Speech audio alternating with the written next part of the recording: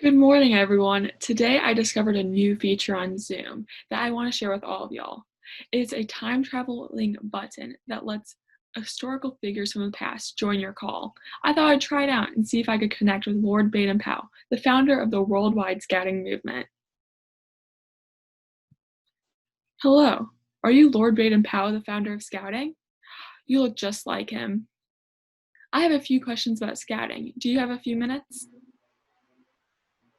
Well, I want to thank you for giving me a call on this fancy little machine.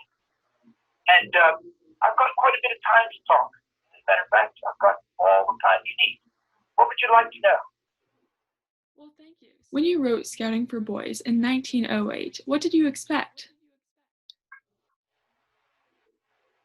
Well, to tell you the truth, after I became quite famous from the Battle of Mafeking, many schools in England, private schools and paramilitary schools and church schools, they kept asking me to come to this and talk to the young people, mostly the boys, because in those days, we didn't quite send the girls to school. It was the way it was.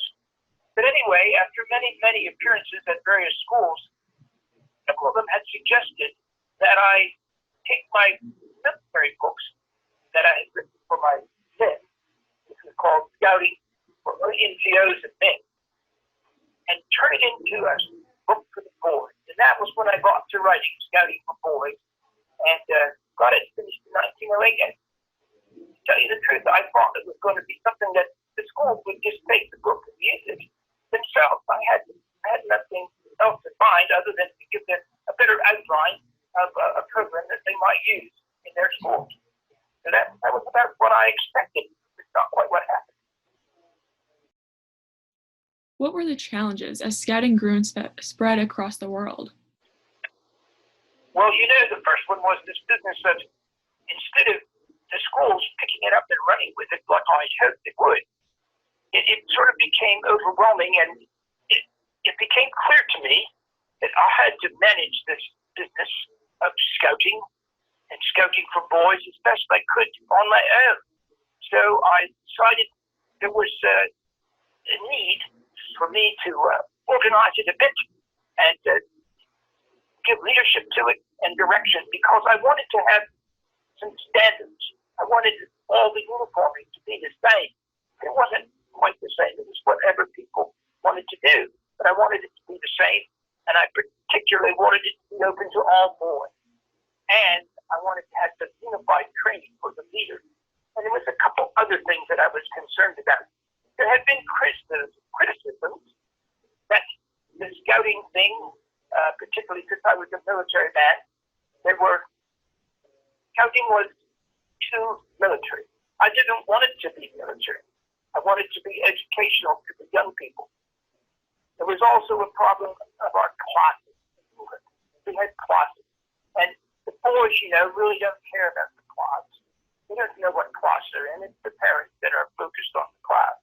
So I wanted all the boys, and I needed all the boys from every class to be able to enjoy scouting and join. I was also concerned that it would not be run by the government. I didn't want the government to be mixed into it in any way.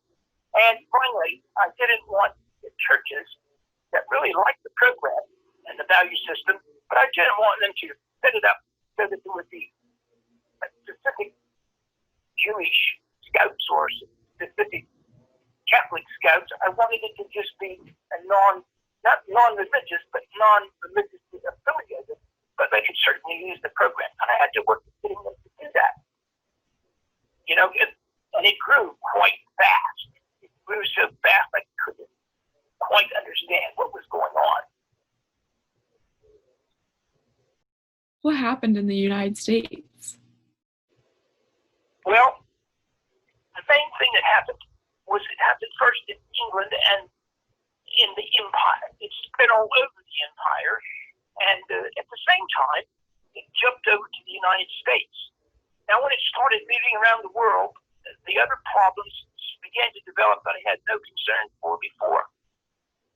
In England, most everybody belonged to a Protestant religion or the Church of England. And so when I developed scouting for boys.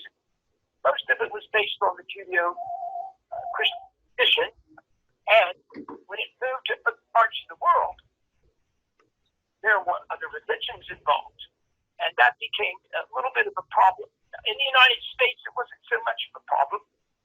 Over in the United States, the main thing that happened, and it was a good one, that it was taken over by some administrators from the YMCA, and they were connected to many, many Christian churches throughout the United States. So moving it over to the churches as a main sponsor of the units was a good idea in the United States. We didn't use sponsors in England or and most anywhere else in the world. It was only in the United States that we used sponsors, and you had chartered units. And most of them were started by churches. So in the United States, it got off to quite a good start, just as it did around the rest of the world. But the United States changed with the wars, and scouting had to change with it. How are things today for scouting and our many faith groups? Well, I think the main thing is that if you just notice that I just mentioned that scouting had to change a bit as it spread around the world. It had to be adaptable to the country and to the people and to the various people that were interested in using the program, particularly the churches. So here in the United States, it made a jolly good start. It succeeded quite well because of its helpfulness to the nation in World War I, and later, even in the Depression and in World War II. And when World War II got started, I was quite on in my years, and sort of retired, but I was hoping that things would move on in a good direction. And they did. There were many good leaders in scouting in England and in the United States, and they slowly and surely adapted it to the needs of each country, and particularly in the United States. And scouting grew by leaps and bounds. And during my lifetime, I also grew a lot. There were things that I thought when I was a young boy, and then a young man, and then a young soldier. But when I got into scouting as an older fellow, and we got it going, I knew that things would keep changing throughout my life and the life of scouting. That's exactly what's happened. I think that I have no idea how well it's going to continue or how big it's going to get, but I suspect it will grow and grow and grow as it adapts to the needs of each of the countries that are using the scouting program. Well, thank you so much for joining me and answering my questions. It was an honor to meet you, and thank you so much for creating the beginning of this wonderful program.